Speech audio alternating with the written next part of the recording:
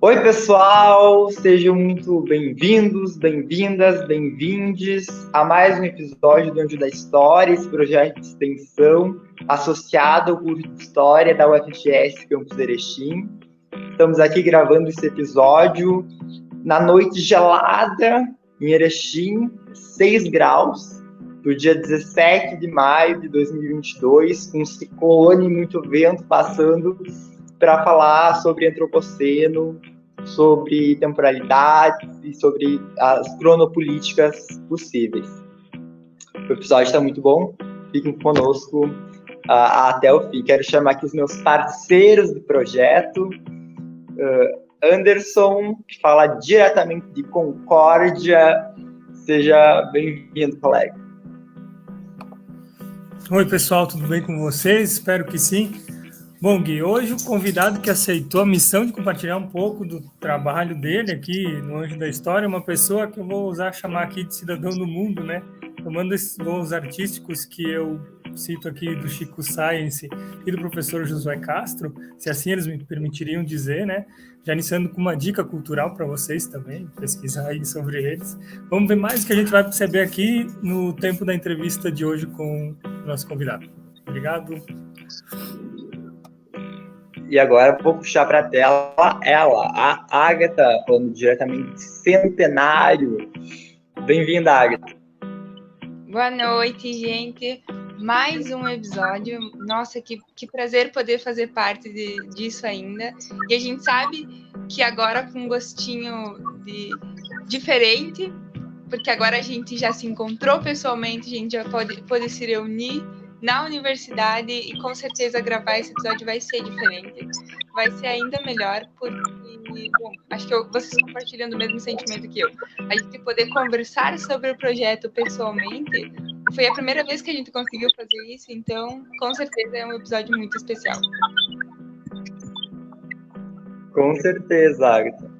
Maravilhoso poder dividir a construção do Anjo da História com vocês, e que é um projeto que nasceu da pandemia. Estou aqui ao meu lado com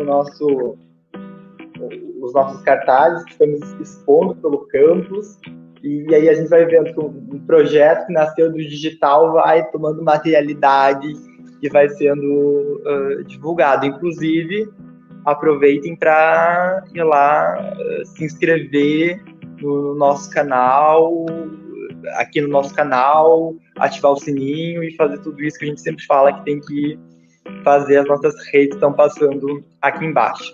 E temos novidade hoje, porque o Anjo da História está crescendo. Temos uma nova integrante que está tendo sua estreia aqui hoje, na entrevista com o Rodrigo, que é já minha colega bolsista de PET, a Bruna, que é também estudante da 5ª fase da História. Seja bem-vinda, Bruna, esse projeto maravilhoso de extensão de História Pública. Boa noite, colegas. Eu queria dizer para vocês que é um grande prazer estar aqui, é uma imensa felicidade. Eu vi o projeto nascer, mas não participei, e agora eu estou muito feliz de poder estar aqui com vocês, principalmente com esse nosso grandíssimo convidado de hoje, né, que a gente teve a oportunidade de ler durante as aulas com o professor Fábio, e que parece ser uma realidade tão distante, né, de conversar com as pessoas de quem a gente lê os trabalhos, e hoje poder conversar. Então eu estou muito feliz e agradeço. Maravilha, seja muito bem-vinda ao nosso projeto, Bruna, o novo rosto que os nossos admiradores, nossos Anjo Lovers vão enxergar a partir de agora. E então, deixa eu já puxar para a tela ele, o nosso convidado, o Rodrigo Turim. Vou começar lendo um pouquinho do currículo dele, que eu separei aqui. O Rodrigo fez a graduação na UFR, o mestrado na URGS e o doutorado na UFRJ, tudo em História. Tem se dedicado a pesquisar a historiografia brasileira do século XIX. Na dissertação, estudou o trabalho de Silvio Romero. Na tese, abordou a escrita etnográfica, tem um histórico no Brasil oitocentista, incluindo o período sanduíche sob orientação do François Hartog. É professor associado da Unirio e se interessa por investigações atreladas a campos como história da historiografia, teoria da história intelectual e história da antropologia. Nos últimos anos, vem se destacando por suas reflexões sobre as temporalidades, os impactos aceleracionistas da semântica neoliberal na historicidade e as repercussões do antropoceno na consciência histórica contemporânea. E é sobre tudo isso que a gente vai conversar com o Rodrigo hoje. Seja muito bem-vindo, obrigado pela sua presença. Obrigado, Guilherme, obrigado, Anderson, Agatha, Bruna. É um prazer poder participar desse projeto de extensão. Eu valorizo muito esse tipo de projeto, ainda mais envolvendo história pública. Fico muito feliz de poder participar disso. Enfim, pode sempre contar comigo. Fico feliz também de saber que tem bolsistas do PET, né? Você está falando aí da minha formação. Eu fui bolsista PET na graduação e foi uma das grandes experiências para mim de formação na graduação. Assim. Eu devo muito a essa experiência, então fico feliz também de poder contribuir um pouco. Maravilha, estou inclusive na sala do nosso PET aqui da UFS Campus Erechim, gravando a nossa entrevista. E agora a Bruna vai fazer oficialmente sua estreia com a primeira pergunta para o Rodrigo. Então, Rodrigo, para a gente começar a nossa conversa, nessa área dos estudos da percepção do tempo, autores como o Reinhard Koselleck e o François Hartog, eles têm grande reconhecimento.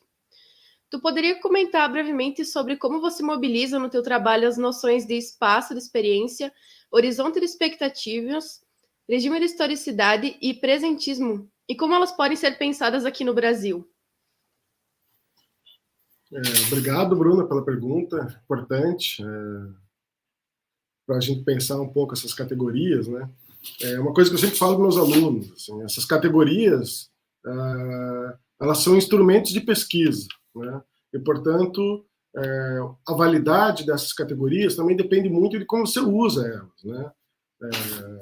Que você tira delas. Eu acho que tanto as categorias do Koselleck, de espaço de experiência, horizonte de expectativa, como as do Hartog, elas foram muito importantes para abrir toda uma agenda que a gente ainda tem, que foi uma agenda ali no final do século XX e em diante, de investigar comparativamente diferentes formas de historicidade. Então, acho que foi um momento muito importante de um processo de um movimento crítico da historiografia sobre si mesma, da elaboração, inclusive, de uma historiografia de um cunho mais teórico, pensando as suas próprias possibilidades de conhecimento, e abriu ali todo um arsenal, todo um campo de reflexão do qual a gente ainda é muito devedor. Eu sou herdeiro um pouco desse tipo de questão. É óbvio, então, enfim, dizendo isso, como que eles permitem a gente pensar comparativamente entre diferentes sociedades, formas diferentes de organização do tempo, do mesmo modo que interrogar as formas próprias de temporalização da modernidade, de crise dessa temporalização da modernidade, né, dentro do campo do qual eu me insiro. Ao mesmo tempo, eu sempre falo para meus alunos ter muito cuidado com o uso dessas categorias, né? O uso que se faz disso.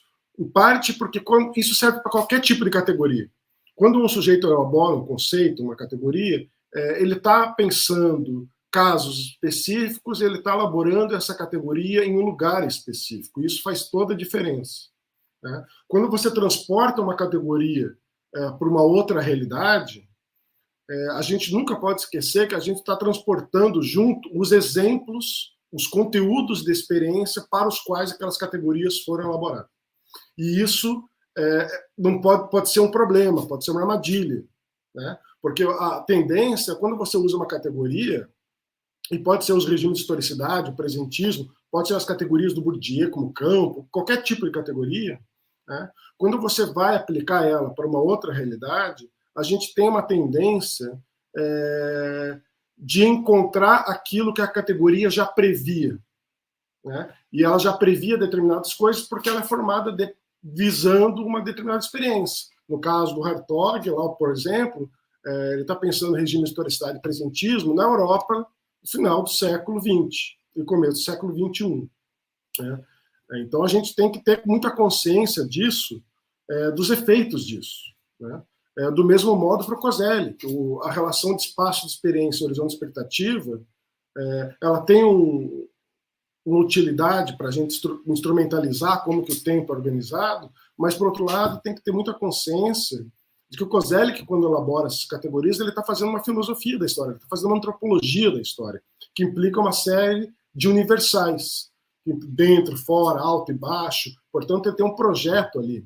E isso também deixa de ser problemático, quando a gente vai pesquisar, por exemplo, realidades tão diferentes como a realidade latino-americana, realidades ameríndias, formas de historicidades africanas, para as quais aquelas categorias não necessariamente se encaixam. Então, acho que é sempre bom resgatar aquela crítica também que a Ana Carolina Barbosa faz no texto, por exemplo, sobre o Rosen, né?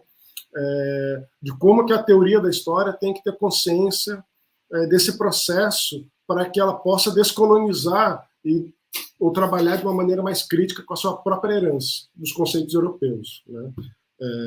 E aí, dito isso, para o meu caso específico, assim, como que, por exemplo, o conceito de presentismo, que é um conceito que permitiu pensar uma crise do tempo, ali na passagem do século, ele carrega consigo um paradoxo, né? Que é como falar da crise de um tempo, ou do final de uma certa forma de tempo, que é o tempo moderno da história, né? Quando é esse próprio tempo que possibilitou, durante toda a modernidade, esse tipo de juízo historiográfico, né? Então, a partir de qual tempo o próprio presentismo está sendo anunciado?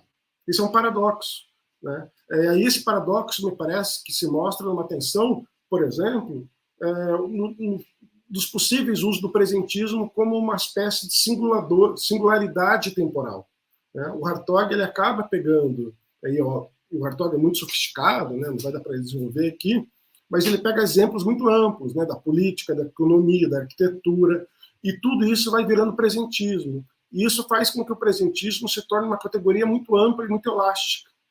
Acaba não conseguindo desdobrar suas diferentes formas de realidade. Será que o presentismo das memórias traumáticas é o mesmo presentismo do capital financeiro neoliberal? Não, né? Então, como que eu articular essas formas de tempo tão diferentes numa mesma categoria? E aí eu acho que o que eu tenho tentado fazer hoje um pouco é trabalhar a herança dessas categorias, mas tentar também evitar certos pontos cegos que elas trazem e tentar desdobrar isso. Então, quando eu vou tentar falar do regime neoliberal, é uma tentativa de mostrar como que seria um presentismo neoliberal, ele tem mecanismos muito próprios, que não podem ser estendidos a outras experiências historiográficas, ou experiências históricas. Então, eu diria um pouco isso, né? Essa tentativa de se reconhecer herdeiro dessas categorias, mas também conseguir trabalhar elas de maneira crítica a partir das nossas próprias experiências e a partir dos nossos estudos de casos, que são muito importantes. Então, eu diria um pouco por aí. A partir disso que você vem colocando, Rodrigo, acho que a gente pode pensar, e é isso que eu queria debater, a sua ideia de um regime de historicidade neoliberal. Numa disciplina com o Fábio, eu li um ensaio teu, que te pegar aqui, é o Tempos Precários, Aceleração, Historicidade e Semântica Neoliberal, que é de 2019. Aí você contrapõe uma série de termos, né? Ao invés de uma ideia de uma modernidade clássica de formação, entra a capacidade, competência, flexibilidade, habilidade, né? Algo que a gente vê muito falar no novo ensino médio, em toda uma agenda da OCDE, né? Sai a própria democracia e entra a gestão. E aí eu fiz aquele teste, né, que você coloca fazendo referência ao Google Nagram e ao Google Books, com os termos progresso, que tem uma queda, e inovação, que cresce muito. E aí eu queria te perguntar, o que está por trás disso que a gente poderia chamar de uma modernidade tardia, em que sentido que ela representa uma aceleração do tempo, né? Por que o progresso cai e a inovação cresce nesse regime de historicidade neoliberal? Primeiro, a aceleração é uma experiência propriamente moderna, né? E aí eu acho que é interessante, porque a aceleração não é algo novo, né? E aí é uma questão de como que a própria experiência da aceleração ela tem que ser qualificada nos seus mecanismos, no seu modo de funcionamento, né? Não tem sentido falar de aceleração. Aliás, não tem sentido, é uma coisa que eu sempre falo muito com meus alunos, falar de tempo de maneira abstrata, né? Tempo é forma da experiência. Então, como que as experiências se organizam, essas formas de temporalização vão ser qualificadas de maneira diferentes.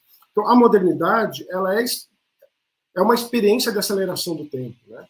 Graças à Revolução Industrial, à aceleração da locomoção, né, entre espaços diferentes, isso produz toda uma experiência de aceleração. Só que a aceleração dessa modernidade tardia, né, ou modernidade clássica, para dizer assim, é uma aceleração que ainda que vai ser inserida como sentido por uma inteligibilidade teleológica. Portanto, você está acelerando, mas você está acelerando para algum lugar. Então, o conceito de progresso ele surge para dar inteligibilidade para isso, né? Diante daquela vertigem do tempo que os sujeitos estavam vivendo no começo do século XIX, e é uma expressão que se usa muito no século XIX, né, o sentimento de vertigem, se elabora todo um arsenal conceitual para que essa profundidade temporal ganhe uma inteligibilidade. E aí, o conceito de formação, desenvolvimento, progresso, eles dão essa chave de uma temporalidade linear e processual. Portanto, é uma aceleração com sentido, né? E esse sentido vai ser disputado politicamente. Eu acho que me parece que da modernidade tardia, né, ou desse tempo contemporâneo nosso, desde a década de 1970, 80, a aceleração começa a ganhar uma nova qualidade. E ela começa a ganhar uma nova qualidade por alguns motivos que me parecem estruturais. Assim. Um deles, eu acho que tem uma convergência muito forte da década de 70 e 80, que são das novas tecnologias, né, das tecnologias digitais que vão sendo elaboradas, e a hegemonia de um capital financeiro global. Né? Como que esses dois vetores, tecnológico e social, eles vão produzir uma reconfiguração do tecido social, produzindo uma nova linguagem, que são esses conceitos que você falou, né? Flexibilidade, inovação, capacidade, junto com uma nova forma de organização do mercado de trabalho e de uma organização das instituições, né? Que eu chamo ali da cultura auditorial. Portanto, a nossa temporalização ela não acontece no abstrato, mas de maneira muito material. E aí uma outra coisa que eu acho importante dizer, a gente precisa estar muito atento para a materialidade do tempo, para a materialidade da nossa temporalização. Quais dispositivos, quais as condições materiais a partir das quais elas ocorrem, inclusive ambientalmente, né? Então, essa cultura auditorial ela foi sendo aplicada em diferentes esferas sociais e ela vai sincronizando esses sujeitos numa novo tipo de aceleração, que é a aceleração da performance. Só que essa aceleração da performance é uma aceleração disruptiva, né? E a grande diferença do conceito de progresso para o conceito de inovação é que o conceito de progresso ele ainda tem uma qualidade temporal teleológica. O progresso é melhorar em relação a alguma coisa do passado. Portanto, você vai estabelecendo nexos, passado, presente e futuro. A temporalidade da inovação ela é disruptiva. Inovar é muito mais diferenciar. Então, uma inovação no mercado hoje é se diferenciar do concorrente. Você precisa estar sempre inovando, mas isso não necessariamente tem um telo, uma finalidade definida. E aí muda a qualidade dessa aceleração. É uma sociedade hiperacelerada, né? Portanto, a sensação de aceleração ela não é mais geracional, como era no século XIX, parte do século XX, ela é intrageracional, né? Nós, dentro da nossa própria vida, vamos percebendo rupturas, né? Só que essas rupturas não são passíveis de serem cadeadas numa narrativa, né? Isso eu acho que muda muito, portanto, o tipo dessa aceleração, dessa modernidade tardia, ou desse tempo contemporâneo, né? Portanto, tem alguns fatores aí que me parecem fundamentais, que é a forma do capitalismo contemporâneo, a hegemonia do capital financeiro global, que é extremamente mais acelerada, é diferente do capital industrial, que implica produção, implica venda, implica uma circulação física de objetos, enquanto o capital financeiro é uma especulação muito imediata, né? É um futuro presentista, um futuro especulado, que gera um lucro muito imediato, né? Isso produz, portanto, outras estruturas possíveis de temporalização. Então, acho que é importante chamar que a modernidade se acelera não basta, né? Novamente, é preciso qualificar como que essas formas temporais se enraizam cotidianamente na temporalização cotidiana. Muito bom. Bom, Rodrigo, a minha pergunta para você, a minha primeira pergunta é a seguinte: você afirma que nós vivemos um tempo repleto de tempos, certo? O tempo das reivindicações identitárias, os tempos pós-colonial e decolonial, o tempo da globalização, o tempo fantasmagórico das reparações traumáticas, entre tantos outros. Por que a catástrofe climática seria um centro de gravidade nessa fragmentação? É uma ótima pergunta, Raíssa. Eu acho que permite, inclusive, um gancho, né, que eu estava falando antes. A gente está sofrendo, acho, um processo nas últimas décadas de uma ressincronização temporal, né? A gente está se ressincronizando nesse tempo acelerado, sem telos, disruptivo do neoliberalismo. Mas, junto com isso, né, e justamente esse tempo extremamente acelerado neoliberal estava naquele clima de um fim da história, né, que o Fukuyama vai colocar e vai ser debatido desde então, de repente surge essa realidade, em parte não prevista, que é uma catástrofe climática, né? E aí muda tudo, né? Eu acho que essa dimensão, o centro de gravidade, quase no sentido do filme do Lars von Trier, né, o Melancolia, que vem um planeta em direção ao planeta Terra. Assim, é um pouco isso que está acontecendo. Isso muda a gravidade de tudo, do nosso planeta, das nossas relações, né? E aí isso, portanto, muda a economia, né? Esse tipo de relação de temporalização da economia voltada para um futuro desenvolvimentista de progressos a custas dos recursos finitos da natureza, ela não se torna mais possível, tem que ser reinventada. A própria, e aí é uma invenção moderna, né? A separação da economia como uma esfera própria de experiência, distinta das outras esferas, não pode mais ser também pensada. Você tem que pensar a economia dentro de um ecossistema social mais amplo. Você muda radicalmente os pressupostos culturais da modernidade, que estão pautados numa distinção entre natureza e cultura, e para a gente pode falar em natureza e história, né? Durante muito tempo, a natureza parece esse palco mais ou menos inerte, no qual a história progride, né? Então, portanto, o progresso da razão, o progresso da liberdade, o progresso da emancipação, ela se dá pelo domínio da natureza e pelo afastamento, portanto, da própria natureza. O que a catástrofe climática, a mudança climática está trazendo para hoje é um choque dessa distinção, né? A gente tem que reimaginar a história não em oposição à natureza, mas inserida nas materialidades da natureza, né? Isso implica aí um outro universo conceitual, imaginário, de temporalização. Isso muda também a nossa questão subjetiva, né? Porque a boa parte da subjetividade moderna, desde o cartesiano em diante, é esse sujeito autônomo, é o humano, voltado ao pensamento, a uma coisa etérea.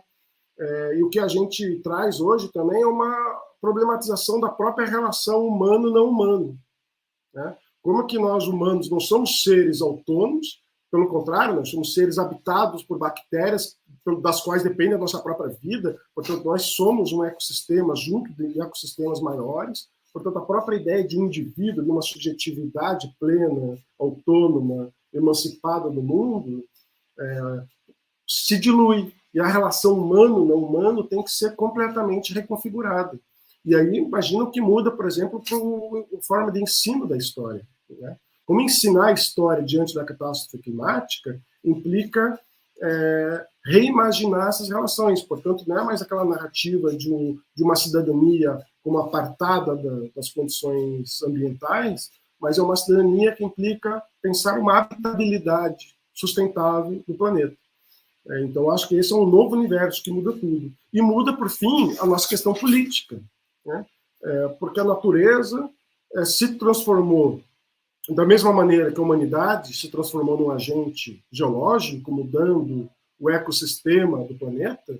a natureza, o planeta, se transforma num agente histórico. Né? O planeta senta na mesa para negociar. Saiu um relatório recente da ONU dizendo que há 50% de chance de ter um aquecimento de 1,5 graus até 2030. Né? Então, aí, é como se o planeta estivesse dizendo, colocando na mesa, a gente negocia a partir daí. E isso, quais os horizontes políticos que se abrem? Né? Como lidar com isso? Toda forma de política moderna, e a gente vê lá por Kozelik, por exemplo, ela está calcada na ideia de uma disponibilidade da história e de uma disponibilidade do mundo. A história e o mundo estão disponíveis à ação humana.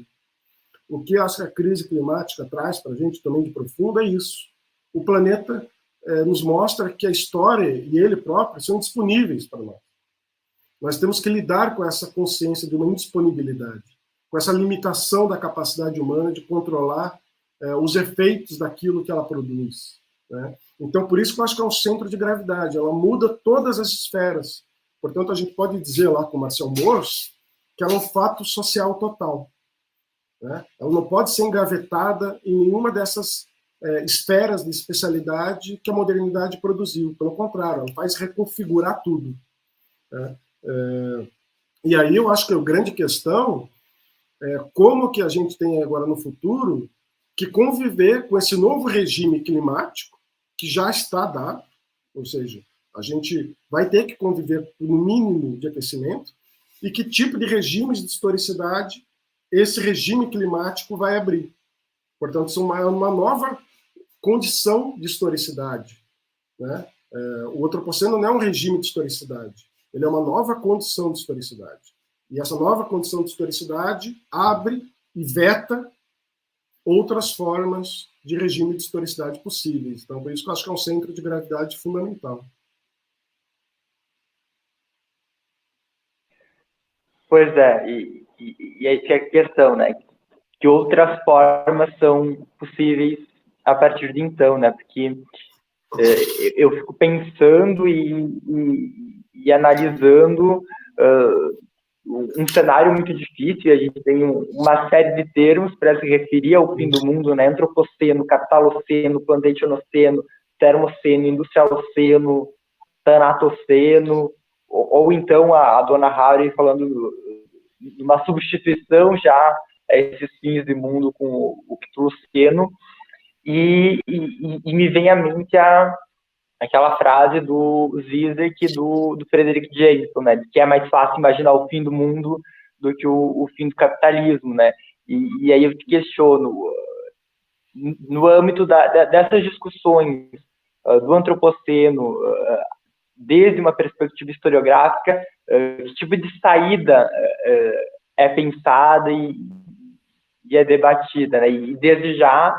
eu digo que a colonização de Marte, os delírios do Elon Musk e do Jeff Bezos não nos interessam aqui. Que tipo de saída, se representa uma saída antropoceno, né? E que tipo de saída? Inclusive a saída para esse fim da história, né? Eu acho que se ele representa ou não sei, mas ele tem que representar. E isso muda, né? Porque não há outra possibilidade. Ou a experiência do antropoceno, do estiloceno, do capitaloceno, né? Pode falar essas nomenclaturas, elas têm que representar uma saída. Elas vão representar, nós queiramos ou não. A questão é como nós vamos lidar com isso. Né? Desde o catastrofismo mais apocalíptico, né? Portanto, não há nada o que fazer, é uma saída, é o fim da história de fato daí, né? Até nos cobrar, acima de tudo, outras maneiras de imaginar o futuro. Né? Portanto, eu acho que é um fim da história, mas é o fim de um conceito de história. Né? Então, acho que quando eles estão discutindo isso, é o fim da história ou não, na verdade, ela não confundiu o conceito de história com as experiências históricas. Né? É o fim da história, é o fim da história moderna, é o fim do conceito de história moderna. Eu acho que isso não tem dúvidas. Né? Só que isso nos faz também ter que imaginar outras formas de futuro, que é diferente de imaginar outro futuro. Né? Ou seja, a gente não tem que simplesmente substituir um futuro moderno por outro, dentro da mesma forma de temporalização moderna. Que é essa história que acabou.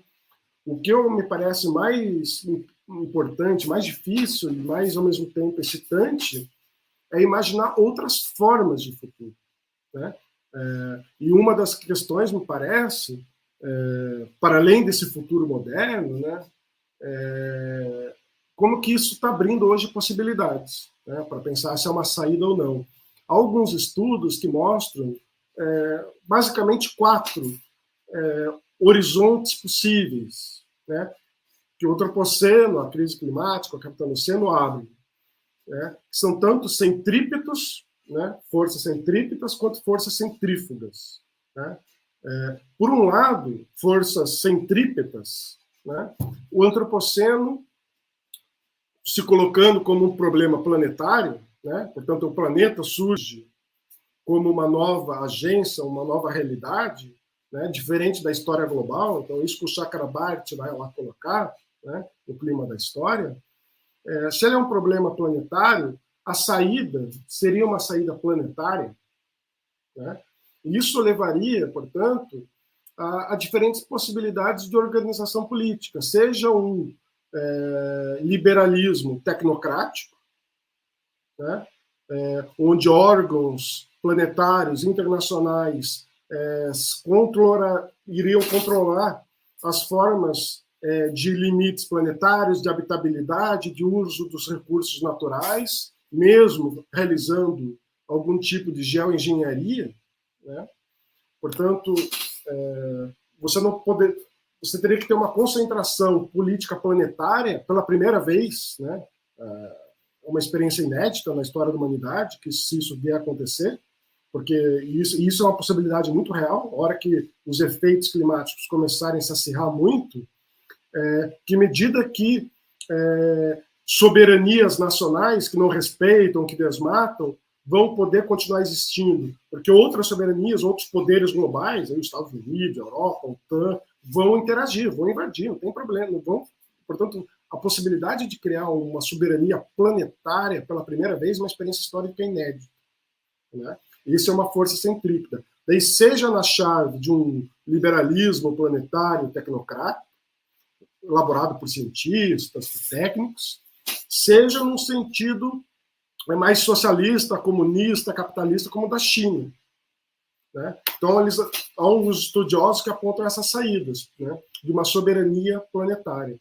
Outras possibilidades, e a gente vê essas possibilidades também já no presente, é uma simples possibilidade centrífuga. Portanto, ao invés de você unir uma dimensão planetária, você produz uma nova dispersão de forças e de agências e temporalidades. E isso também, tanto para a esquerda, né, o que seria, inclusive a esquerda e a direita vão mudar também, mas tanto para a esquerda quanto para a direita. Para a direita, essas coisas que nós estamos vendo hoje, né, os negacionistas, com uma xenofobia, portanto, se voltar para a nação, se voltar para uma ideia de comunidade homogênea, e aí quase num projeto meio suicida, que a gente vê com o Trump, a gente vê aqui no Brasil, a gente vê em outros países também acontecendo.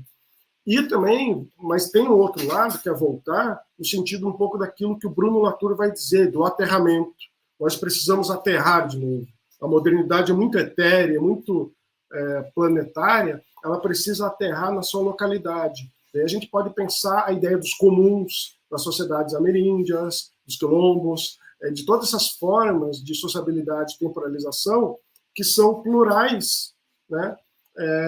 E que são muito mais habitáveis no planeta do que propriamente essa grande figura de um Estado planejador.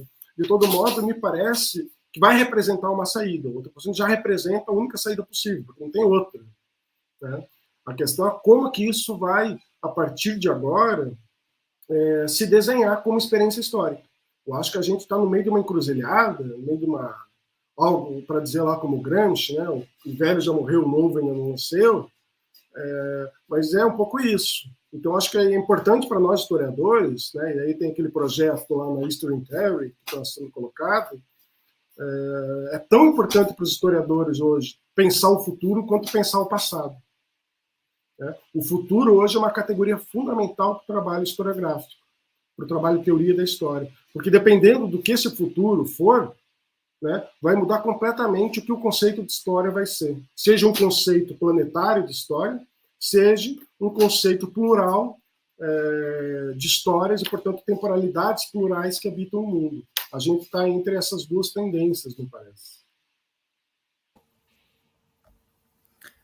Legal. Rodrigo, tem um texto teu que me faz contextualizar muito bem isso que você vem dizendo até agora, principalmente da questão de tempo pandêmico. O nome do texto lá é Tempos Pandêmicos e Cronopolíticas, né? Foi lançado no fervor da pandemia aí, né?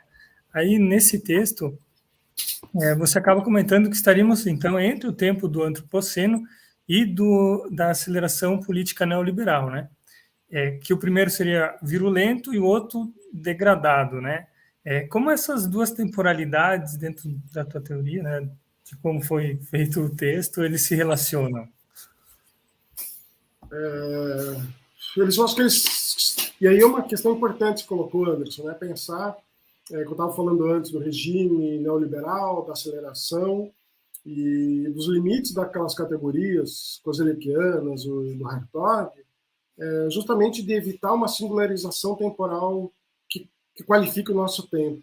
E pensar sempre o nosso tempo como uma cotemporalidade, tempos diferentes que se cruzam, que se tensionam. Então, isso, tem o tempo do neoliberalismo, tem o tempo do antropoceno, mas tem outros tempos também que se cruzam. Então, eu acho que é muito interessante pensar isso, né? Como que esse novo tempo do antropoceno se cruza com o tempo do neoliberalismo.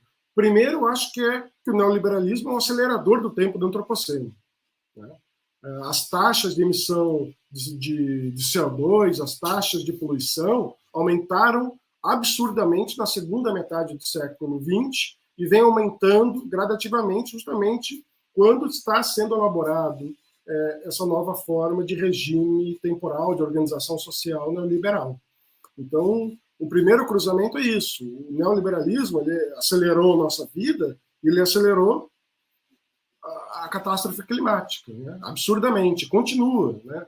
Aí, pensando na pandemia, o último número que tem de emissão de CO2, por exemplo, mostra um crescimento muito alto nos últimos anos, tem uma caída durante 1 ano e meio, 2 anos da pandemia, e no último ano ele passou o último recorde de emissão. Então, ele tem uma caída e aumentou, né? A gente não está numa tendência de queda de emissão. Por essa lógica que a gente está aumentando a emissão. Então, acho que o neoliberalismo ele é um acelerador desse processo, né? Por outro lado, e aí está um pouco também a astúcia, né, para dizer como Hegel, a astúcia da razão, a astúcia do neoliberalismo, é que ele incorpora a própria catástrofe como uma oportunidade, né? Então, como que esses conceitos de flexibilidade, de resiliência, vai se criando toda uma cultura empresarial, né, que acaba capitalizando aquilo que ele produz, né? Portanto, então, como, por exemplo, bancos, né? Vamos fazer investimento, coisa a ver. Quando os bancos faturam milhões, os maiores financiadores de desmatamento no Brasil é o Banco do Brasil, é o Bradesco, né? Ele faz uma propaganda de futuro habitável, crianças com macacos.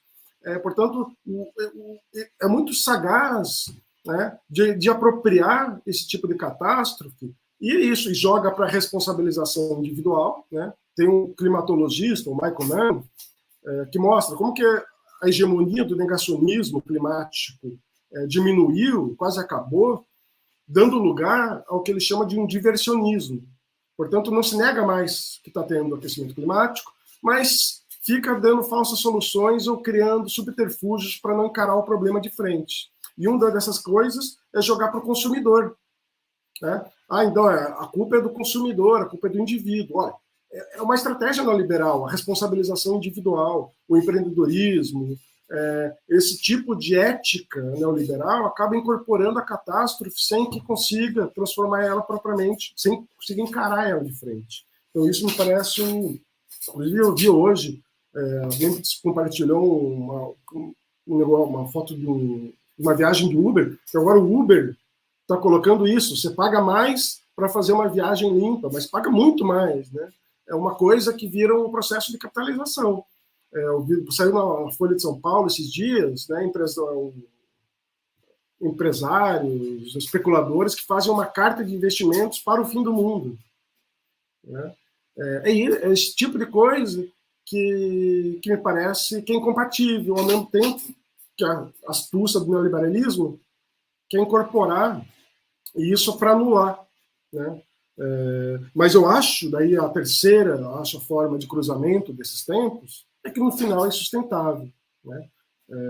É completamente insustentável você pensar que esse tipo de diversionismo, esse tipo de com uma tecnologia, um solucionismo tecnológico, ou com boas práticas, né, que é um novo conceito também, que as empresas fazem para capitalizar no mercado, né, você vai conseguir lidar com o fato básico de que os recursos do planeta são finitos e o crescimento não pode ser infinito.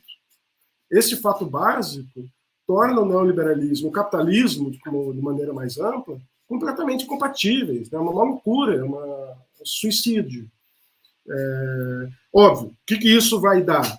Me parece também que uma outra questão, que eu estava falando antes, que a gente veja também a falência do neoliberalismo. O neoliberalismo é uma forma do capitalismo que se produziu, se tornou hegemônica a partir da década de 1970, mas é possível também, não só por causa da crise climática, mas também por causa dos efeitos políticos do regime neoliberal na política.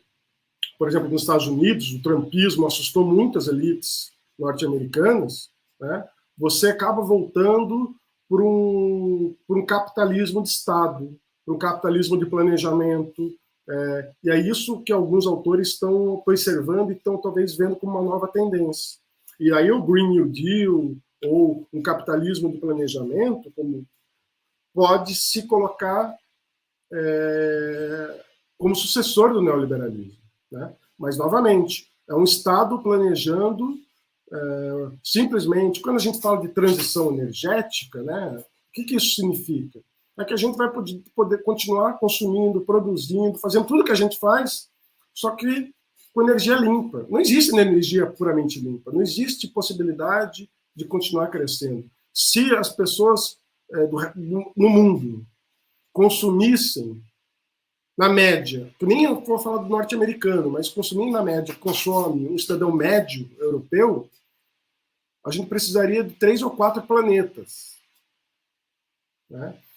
Ao mesmo tempo que 50% da emissão de CO2 é feita por menos de 10% da população. Né? Enquanto 10% da população, né, enquanto 50% da população emite no máximo 10% de CO2 de poluição. Portanto, aí tem uma questão fundamental, que é esse tipo de crescimento incompatível, né, seja do neoliberalismo, seja desse capitalismo de planejamento tecnocrático, e, por outro lado, a saída, aí voltando um pouco para a questão do Guilherme, né, uma das saídas fundamentais é pensar a questão da desigualdade. E aí, como que se juntam dois elementos, ambiental e social? Porque é impossível ter qualquer forma de habitabilidade do planeta sem lidar com a desigualdade que existe, que é abissal hoje. Você precisa compartilhar a riqueza que existe hoje no planeta, você não precisa continuar crescendo. Né? E, portanto, não tem hoje como pensar socialmente sem pensar ambientalmente, não tem como pensar ambientalmente sem pensar socialmente. E isso me parece uma dimensão fundamental. Então, acho que o neoliberalismo está numa encruzilhada. Assim. Ou ele nos leva para o fim da história do planeta, o planeta vai continuar, né? Mas o fim da história que a gente conhece, ou ele vai acabar. Eu acho que o neoliberalismo está em crise hoje, ele se vê insustentável, seja porque ele é insustentável para os sujeitos, né? Isso que eu falo um pouco no texto, eu acho que ele é um regime de historicidade insustentável, porque a gente precisa cada vez mais se drogar, a gente precisa cada vez mais tomar ansiolítico, depressivo, para conseguir lidar com essa aceleração. Ela é insustentável, as pessoas não aguentam mais, né? mas como que ele é sustentável também em termos ambientais. Então, é um beco sem saída. Né? A questão, novamente, eu volto para aquilo, o que vai resultar disso? Mas, ao mesmo tempo, como que uma das astúcias do neoliberalismo, que eu conto um texto, né, é essa ideia de uma desmobilização. Né? Ao contrário da politização moderna dos conceitos, os conceitos neoliberais desmobilizam. Né? E isso acho que tem dificultado, inclusive para a esquerda global, progressista global, conseguir acionar isso. Né? Mesmo no Brasil, tem uma pesquisa que mostra que 80% dos brasileiros acreditam no aquecimento climático, 90% acredita, 80% considera muito grave. Né? Mas como que isso não consegue ser capitalizado politicamente? Como isso não consegue temporalizar as pessoas? Né? Esse é um desafio que a gente tem para frente, porque essa agenda acaba sendo atropelada por outras agendas dessa crise permanente que a gente vive. Né? Cada dia uma nova crise política, econômica, e essa crise ambiental acaba sendo sempre pouco postergada. Depois a gente cuida disso, depois a gente cuida disso. Então, eu acho que eu diria que são esses cruzamentos vários, né, que nos habitam cotidianamente. Mas, enfim, eu espero que a gente possa se temporalizar de outras maneiras em breve. Né? O neoliberalismo é insustentável.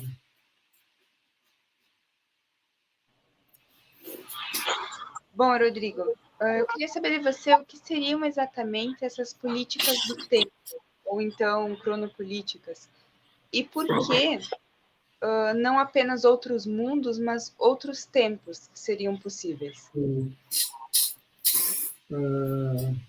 Ótima pergunta. Vou tentar responder de uma maneira meio sucinta, porque eu acho que é uma questão ampla e muito importante para mim. Assim.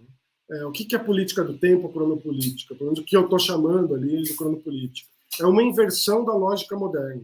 Né? A lógica moderna, clássica, é a temporalização da política. Né? O tempo serve como palco ou uma grade de inteligibilidade que ordena a orientação do ato político. Então, o progresso, o desenvolvimento, eles estão lá como naturalizados, e, portanto, a disputa é como que esse tempo, como esse progresso vai ser direcionado ou não. Né? Mas não se problematiza a própria forma temporal. Então, ao invés dessa temporalização da política, que mostra o Koselleck, eu acho que o que a gente precisa hoje é politizar a experiência do tempo. Né? Desnaturalizar ele, seja o tempo moderno, seja o tempo neoliberal, que também é naturalizado, né? Incorporado por nós cotidianamente na base da culpa, da dívida. Né? Então, tentar fazer esse processo, né, que eu tinha dito antes, de pensar que tempo é a forma da nossa experiência. Né? Politizar o tempo é perguntar de maneira... Essa questão ética, que não pode ser definida por um técnico, não pode ser definida pela ciência, o que é o bom tempo das experiências? Né? Qual que é o bom tempo da educação? Qual é o bom tempo da esfera pública? Né? A gente vê hoje como a esfera pública está esgarçada, destruída, o pouco que existia de esfera pública, por essa nova lógica algorítmica das plataformas, né? Onde a fake news impera nada de braçada, porque o tempo da crítica, o tempo, por exemplo, o tempo do historiador de fazer uma crítica de uma fake news é sempre muito atrasado em relação à velocidade e dos efeitos da fake news. Né? A verdade nas plataformas é uma verdade de performance.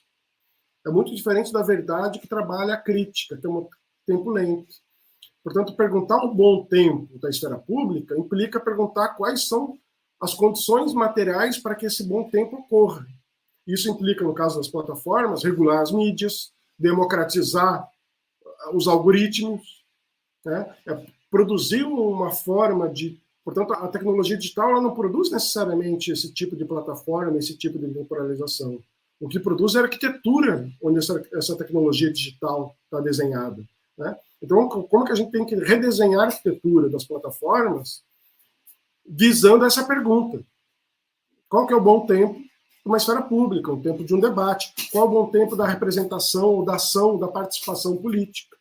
Qual que é o bom tempo da saúde? E por aí vai. ao contrário de sincronizar essas diferentes esferas no mesmo tempo, naturalizado, é pensar como que essas esferas precisam encontrar materialidade própria, as condições e possibilidades próprias, institucionais e ambientais, para que elas ocorram de uma maneira boa. Então, eu acho que cronopolítica envolve isso. Né?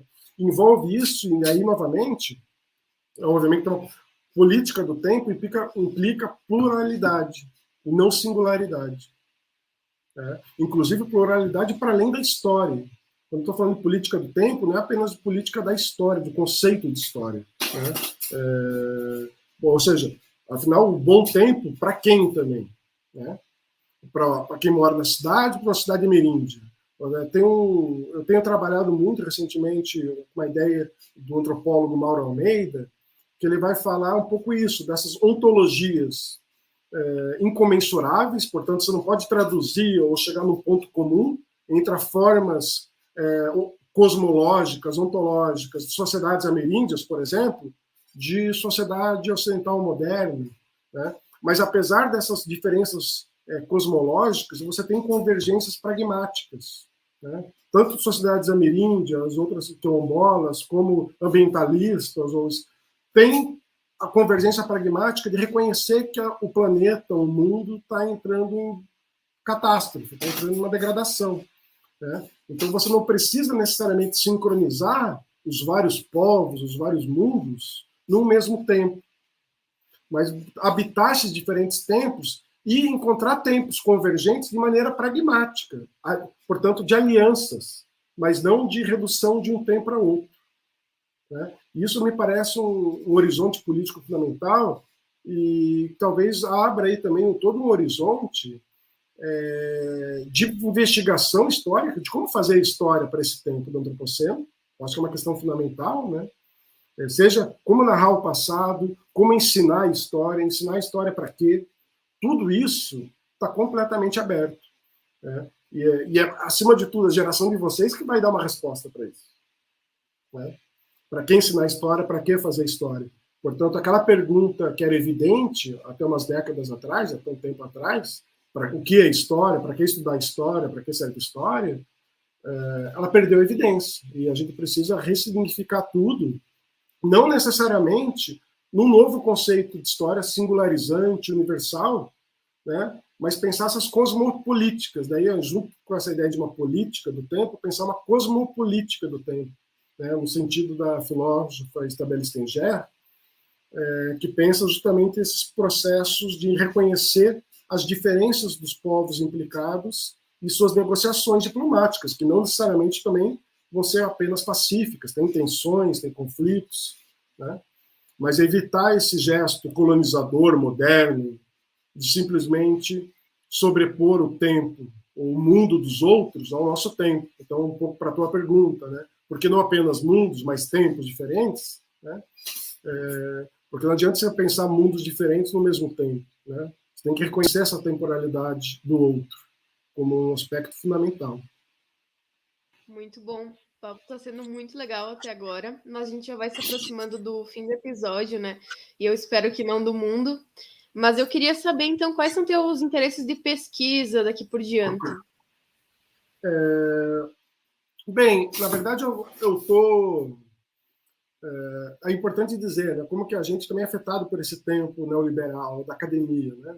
Eu quase não consigo temporalizar minha própria pesquisa ultimamente, porque eu me temporalizo a partir de demandas que chegam. Tem que produzir um texto para tal coisa, eu acabo meio que sendo vampirizado por essas demandas que vão surgindo, né? E isso diz muito desse tempo produtivista, neoliberal, da universidade, que nos cobra uma série de coisas. Então, mas eu estou tentando agora projetar a minha própria pesquisa, mas ela tem se concentrado um pouco em tentar investigar, assim como um pouco eu fiz com o regime neoliberal, fazer uma história dos conceitos no presente, uma história conceitual do presente, tentar investigar como que o antropoceno está abrindo novas dimensões conceituais. E como que essas dimensões conceituais da mudança climática, do antropoceno, né, estão se desenhando em diferentes possíveis redes semânticas. Né? Então, por exemplo, conceitos como o próprio antropoceno, né, que é o conceito cada vez mais fundamental, o conceito de limites planetários, o conceito de habitabilidade, o conceito de sustentabilidade, e por aí vai. Então, como que na esfera pública, na política, está sendo elaborada uma nova linguagem, né, que, ao lado daquela linguagem neoliberal, em que parte, às vezes, o próprio neoliberalismo também vai criando, mas que vão desenhando de maneira, que eu acho que vão desenhar de maneira muito profunda, os novos horizontes semânticos de temporalização. Então, é uma história conceitual do presente com foco nessa experiência do antropoceno. Essa tem sido um pouco a minha pesquisa no momento atual, assim, que eu espero conseguir levar a cabo num bom tempo, né? Mas tem sido muito difícil, mas é uma questão que tem me chamado muita atenção, e tem chamado muita atenção, acho, também nos meus alunos, né? Eu acho que isso tem sido muito interessante, algumas disciplinas que eu tenho conseguido elaborar aqui, e algo que eu vejo que tem afeta, né? Portanto, é uma questão que afeta as pessoas. Então, tem sido bastante gratificante um pouco trabalhar isso nos últimos tempos, espero poder levar em diante. Bem, muito obrigado, Rodrigo. Hoje o podcast Anjo da História contou com a presença do professor Dr. Rodrigo Turim, ele que é docente na Escola de História da Unirio, Universidade Federal do Rio de Janeiro, nos proporcionou a reflexão da necessidade de investigar comparativamente diferentes visões sobre a historiografia, né? A história inserida na materialidade da natureza, a própria ideia de indivíduo sendo reconfigurada, como ensinar a história dentro das catástrofes, dentre delas a climática, representadas por termos, como estudamos hoje, aqui o antropoceno, né? Como esses novos tempos insustentáveis são vistos pela teoria da história, permeando o debate com a história pública, plural, muito além do próprio conceito de história, né, que a gente verifica. Isso tudo foi objeto do nosso bate-papo de hoje, mais alguma coisa ainda que eu não consegui colocar aqui no texto. O tempo é forma da experiência. Professor Rodrigo Turim que fala. Nos siga nas redes, YouTube, Spotify, Anjo da História, Facebook, Twitter, @Anjo da História, Instagram, @Anjo da História, uf.ffs. O nosso site, sempre muito bonito lá, anjodahistoria.wordpress.com. Pessoal, obrigado por terem nos acompanhado aqui. Rodrigo, se tiver mais alguma coisa para nos deixar aqui para a gente se deleitar, fica à vontade, tá? Agradeço. Eu queria agradecer muito o convite, é um prazer poder conversar, adorei as perguntas, e parabenizar, porque eu acho que, voltando àquela questão da política do tempo, né, eu acho que isso é um exemplo, né, conseguir produzir um espaço de diálogo, um tempo desse diálogo, uma possibilidade de compartilhar esse diálogo com outras pessoas, portanto, usar a universidade como um espaço de potencializar esse tipo de experiência, né? A universidade, a gente sabe, que vocês sentem também, pode ser um espaço, às vezes, de muita ansiedade, e cada vez eu acho que é mais importante a gente capitalizar espaços de conversa, de criação, de compartilhamento. Então, agradecer novamente o convite, eu acho que é uma belíssima experiência do tempo.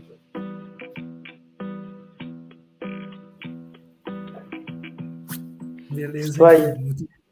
Obrigado, Rodrigo. Foi uma aula espetacular, assim. Vou editar reescutando tudo que você disse. Obrigado. Eu adorei as perguntas, muito bom isso.